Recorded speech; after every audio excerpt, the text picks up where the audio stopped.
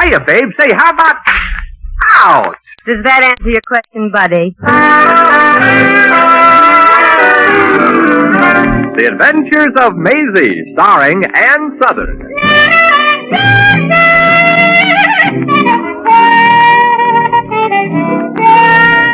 You all remember Metro-Goldwyn-Mayer's famous Maisie picture. Now, in just a moment, you'll hear Maisie in radio, starring the same glamorous star you all went to see and loved on the screen, Ann Southern. But first, your announcer.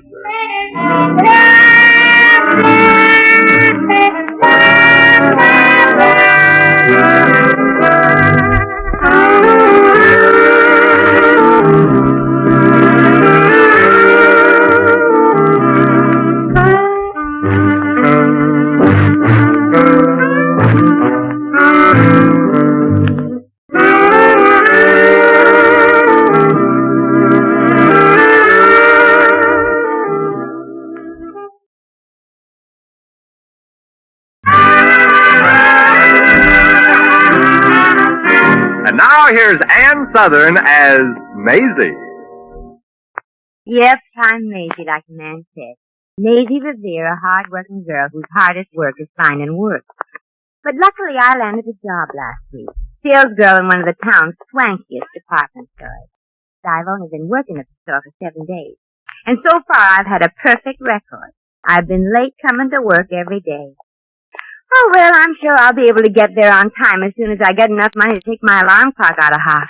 Oh, gosh, 9:10 now, and I'd better hurry. That floor walker, Mr. Drinkwater, has an eye like an eagle. Out of my way, everybody, out of my way.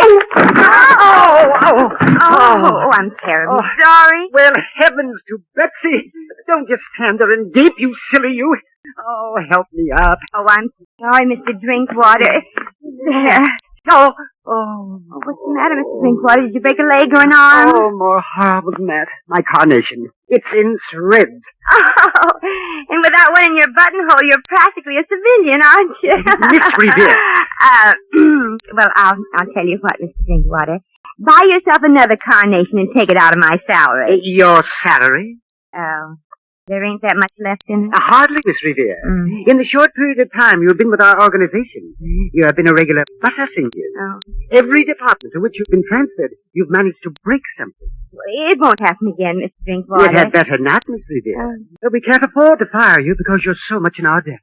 And we can't take the chance of putting you in another department where you can cause further breakage. Say, I really got the company over a barrel, ain't I?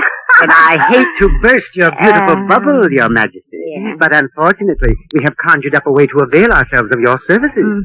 Will you please step into my office? If I have to. All right. What's the catch? The catch. When you're bitten by a dog, you don't feed him liver, Mr. Drinkwater. I understand, Miss Revere. But you may banish your fears. You see, the reason I have chosen you for this special job is because, well, the requirements are rather unusual. How unusual? Well, you see, you have exactly the right figure, the perfect, everything. Oh, I'm absolutely certain you do. Do what, Mr. Drinkwater? Well, I mean, your figure and your coloring. They're practically an exact duplicate of Miss Trent. Is that good? Peter Drake Honeycutt III seems to think so. Oh, you mean Peter Drake Honeycutt, the rich society playboy that's always giving mink and limousines to chorus girls? Yes. You see, Miss Revere, Mr. Honeycutt is marrying Miss Amanda Trent next week. Well, imagine that. Yes, she's a society girl from Los Angeles, and we have been commissioned by the bride-to-be to create her complete wedding ensemble. Well, how nice. Now, Miss Trent happens to be a very busy young lady, and insists that each flounce and ruffle of her wedding gown fits just perfectly. So you want to use my torso for her trousseau, huh? I abhor your organic way of putting it, Miss Revere, but that's it exactly. You report at once to our Miss Fogel, head seamstress in our Bride Beautiful salon. Okay, Mr. Drinkwater, and thanks. Don't mention. Gee, I've always wanted to wear a wedding gown, but I guess this is as close as I'll ever get to it.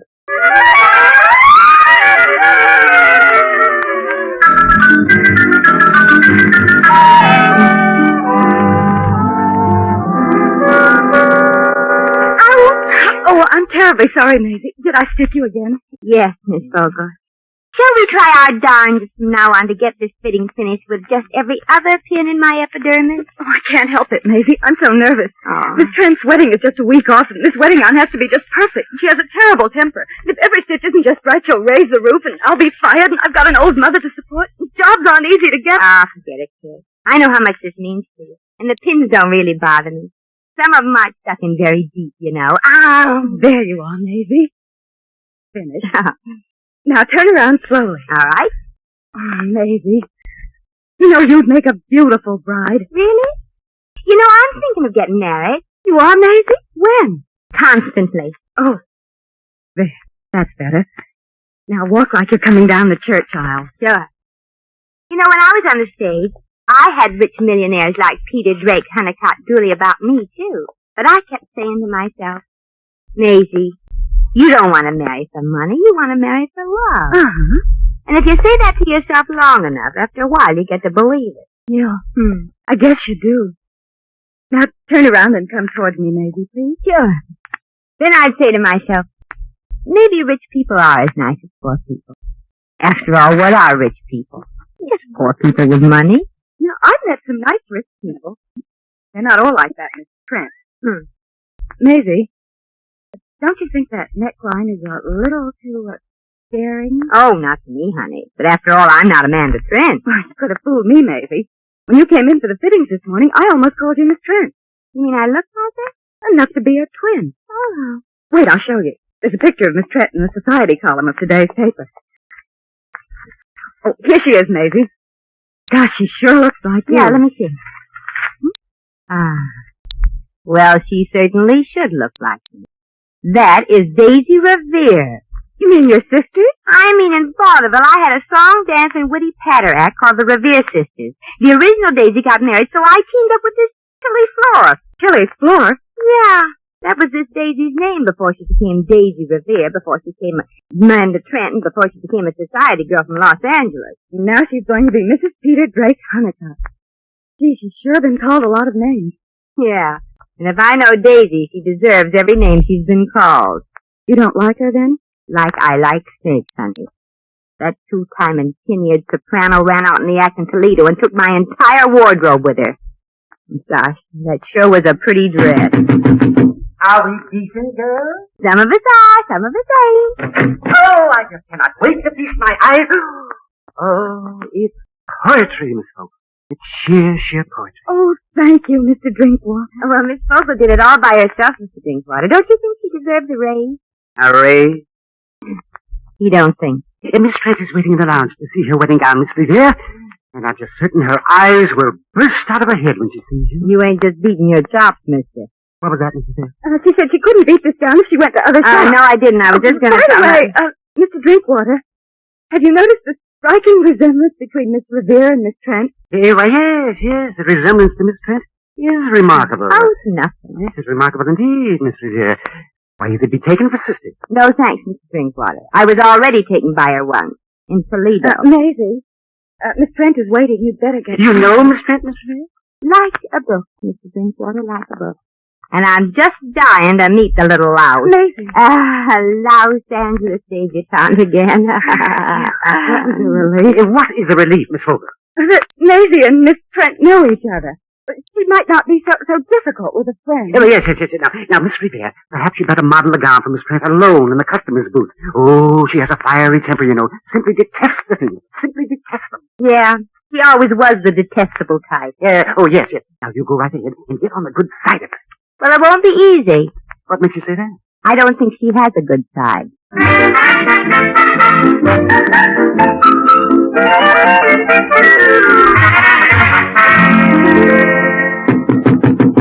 Yes? Whom is there? Whom? Why, just me, Miss Trent. A poor little hard-working girl who's been given the honor of modeling your lovely wedding gown. Oh, come in. Why, it's beautiful. Oh. Hi. Oh. That's right. Oh, hi, oh, as in Toledo, remember? Such insolence. I have never visited Toledo, Miss. Don't strain your accent, honey. I won't give you away. You couldn't possibly, my dear. You see, even if you know me, But you don't. I thought I did, darling. But people do make mistakes. I made one in Toledo. I left my suitcase unlocked. Well, some people are careless and they lose things. But some other people aren't careless. About things or husbands to be? Those. Yes? Yes, little name, Maybe come in. Yes, we're just dying to see how you like your wedding gown. Oh, just a minute.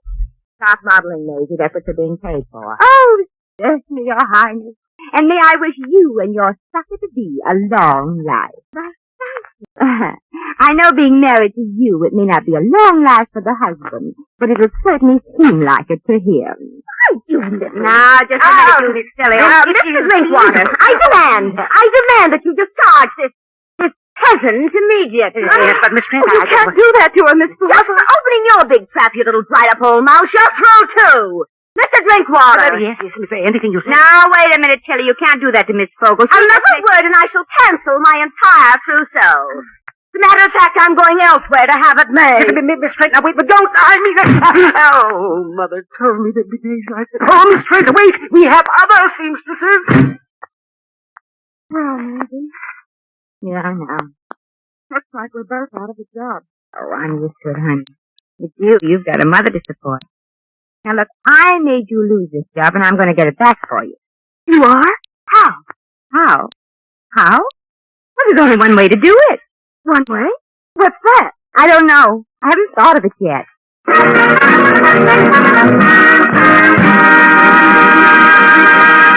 The Adventures of Maisie, starring Ann Sothern, will continue in just a moment.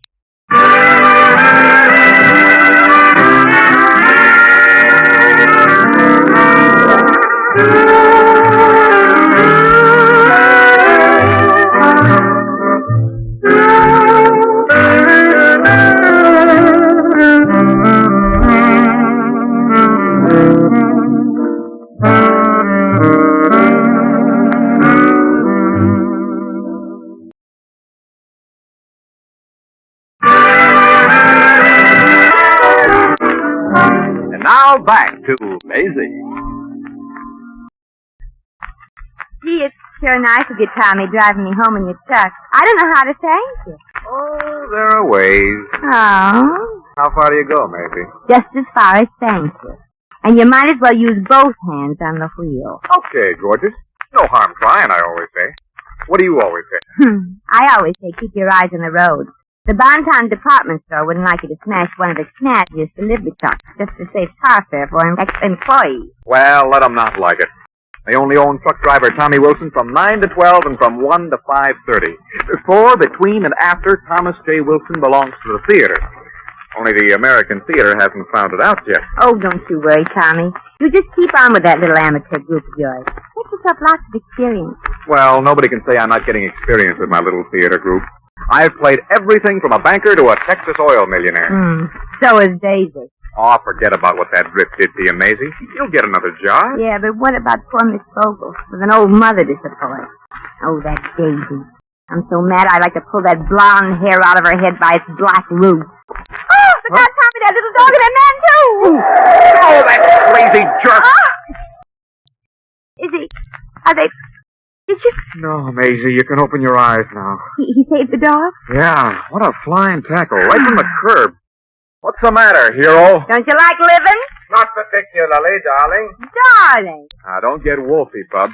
Just because you saved little Fido from becoming part of my radiator. Yeah, you're sure fresh for a man that almost got killed. Almost doesn't quite do it, darling. Would you like your friend to back up and try again, Amanda? Amanda? Look, Bub, I'm not... Yes, my dear, but you soon will. Now, wait a minute, whoever you are. This girl is a friend of mine. Oh, I have no objection to that.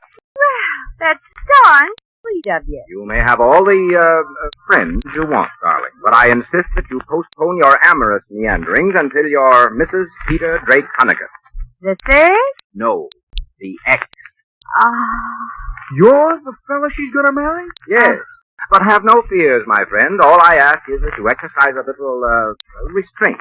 Only until after the divorce, of course. I will not have my family subjected to any more humiliation than is absolutely necessary. Look, Petey, you and me ain't getting married. You mean you're not going to hold me? I don't know about Amanda, but I'm not cheap. My name happens to be Maisie. Ain't it, Tommy? That's right, Mr. Honeycutt. Maisie Revere. Yeah. But the resemblance. You've got her hair, her eyes, her face. Oh, that's all right, mister. She's got a couple of things in mind, too. Oh, then you know Amanda. Yeah, I know her. Why don't you want to marry her? I thought you said you know Amanda. That answers the question. Gosh, Mr. Honeycutt, I wish I could help you. Hey, Maisie, I thought you don't like millionaires. Yeah, but he's different. Ordinary millionaires wouldn't risk their lives to save a little homeless mongrel. You really deserve a break, Pete. Thanks, Maisie. Amanda is just the one who's going to break me. I wish there was something I could do, Pete. Well, Tommy, you could drive me downtown if it isn't out of your way. Sure, hop in. Thanks. I've got to meet my bride-to-be and take her to lunch. See, I know a swell place. It's Swanky. It's the boy. Yeah, the cocktails are good there, too. Yeah. Amanda goes for that. They wouldn't put arsenic in by any chance, would they? Sure, but they charge extra. The Savoy isn't out of our way, Tommy. No. I gotta drop by the playhouse to try on my wardrobe. In tonight's drama, Tommy Wilson becomes the Maharaja of Japurta.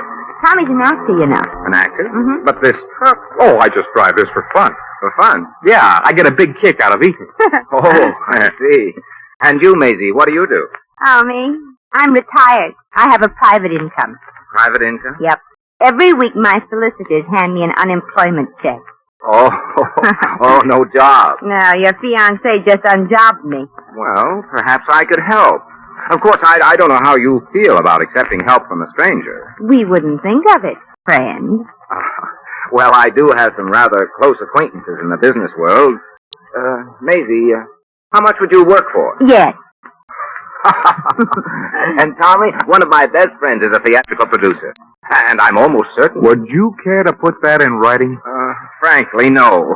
That's what got me into the particular little marital mess I'm in. Oh, that's it. You wrote letters to Amanda. That I did. Were they the kind that... That they were. So that's what Sister Daisy meant when she said nothing could stop her. She's got you over a barrel. Maybe I should feel flattered that dear little Amanda chose me for her groom. She has equally, letters from dukes, earls, and I dare say several assorted ex-kings. Yeah, I remember little Goldilocks always had a yen for royalty. Say, I'll bet she'd throw you over like that, Pete, if she had a chance to be a lady something or other. Something or other she is now. A lady she'll never be. Tommy, that's it, Maisie. I said something? Did he, Maisie? Well, it's a long shot, but I think I know that Amanda. She wants to have her cake unless yours is better. Pete, we're going to be at the Savoy for lunch, too. Who's we? You and me. Can you borrow it? Oh, what? Oh, don't fight me. That costume of the Maharaja, you know, that place that sounds like something spelled sideways. You mean Japurtha? Yeah, that's it. Tommy, get into that Hindu costume with all the trimmings and meet me at the Savoy. But what? Who? How? When? Oh, so many questions. I'll explain the whole thing as I think of it. Step on it, Tommy. I don't know what's up your sleeve, but I want to thank you, Miss, Just call me Rita Hayworth.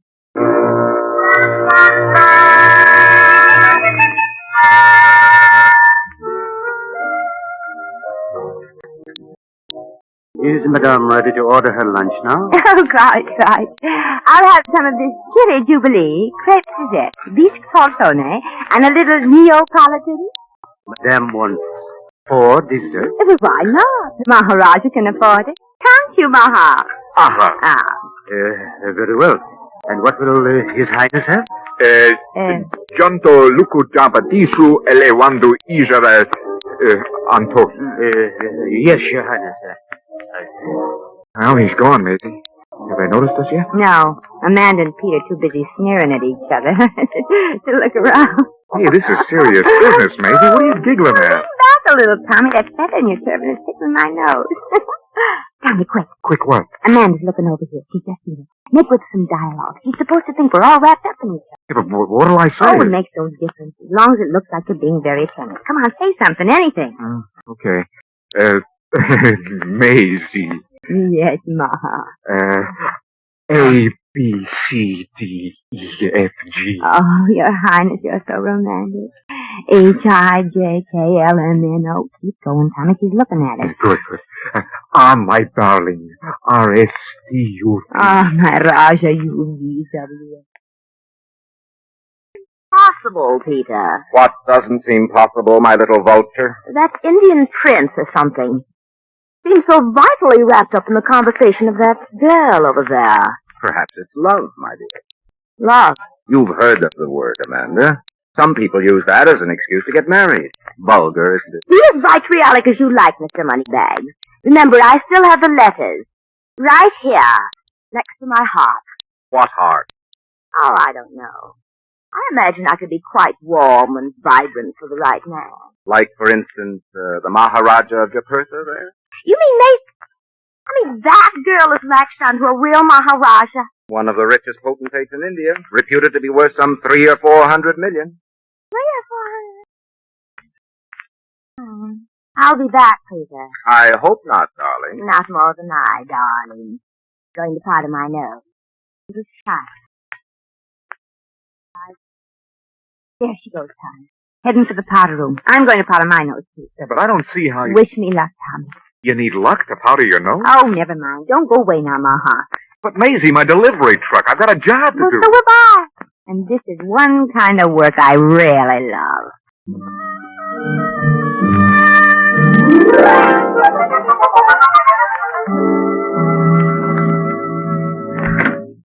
Well, if it isn't Maisie Revere. Imagine meeting you here.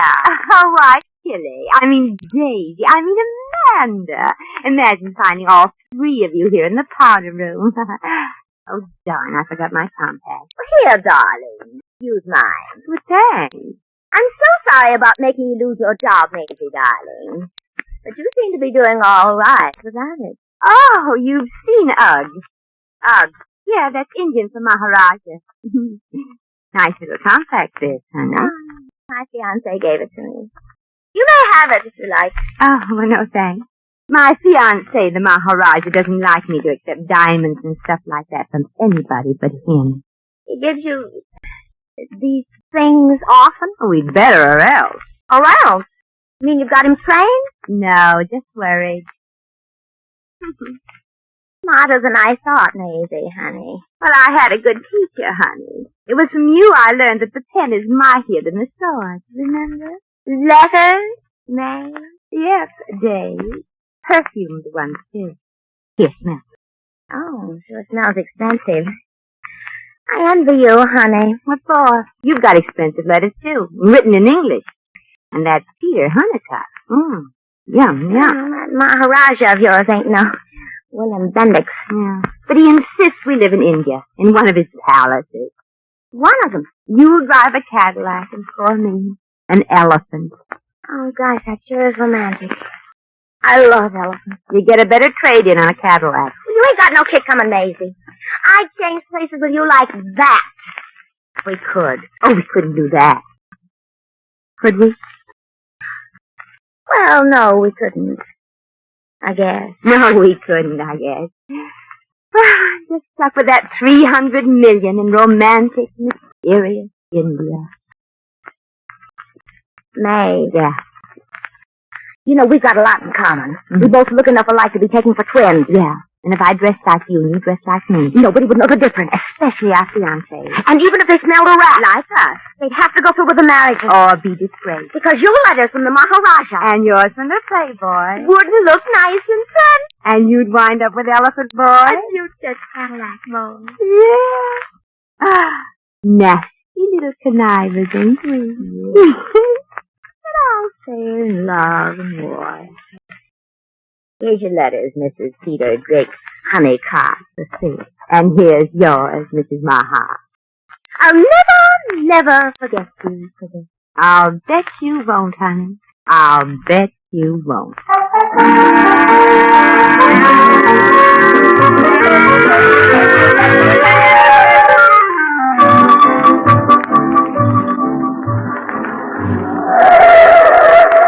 Take it easy, Maharaj. It's all over. Amanda can't get hold of you now. That's right, Tommy. Maisie, I'll never forget the look on Amanda's face when the waiter brought the check. Yeah, for $42. She turned as white as the tablecloth when I handed the check to her and said, "Pay this, honey. I'll wait for you outside in my delivery truck." Yeah. And when she came to and found nothing but a pawn ticket and 12 cents in my purse, did she holler blue murder? I wish I could be sorry for her, Maisie, but I can't. Well, Pete, You and she are washed up. Well, maybe Pete is washed up, but the princess won't be washed up for a long time. What do you mean? Well, $42 is an awful lot of dishes.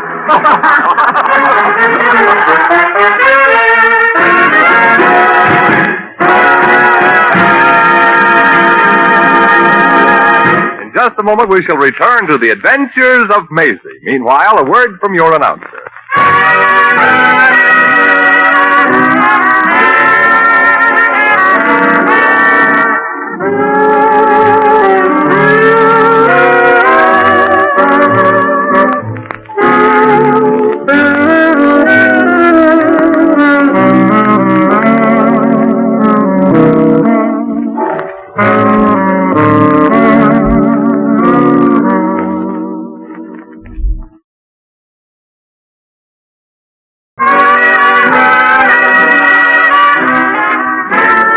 Now, once again, here's Maisie. Well, I turned the tables on that money-mad used-to-be singing partner of mine. Now that it's all over, I wonder if she learned her lesson. Probably not, though. It's a funny thing. Some people think that money can buy anything. The way I look at it. A boy and a girl don't need a lot of it. You can buy all the happiness you want for $2, the price of a wedding night. Well, now that the whole thing with Daisy and that blank restaurant is over, I start to feel a little sick inside. One of those 40 bits must have been a little too rich. I guess I'll just walk home. The air might make me feel better.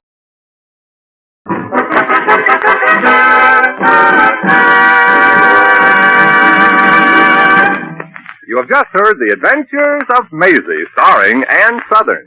Maisie is presented by arrangement with Metro-Goldwyn-Mayer, producers of East Side, West Side, starring Barbara Stanwyck, James Mason, Dan Heflin, and Ava Gardner.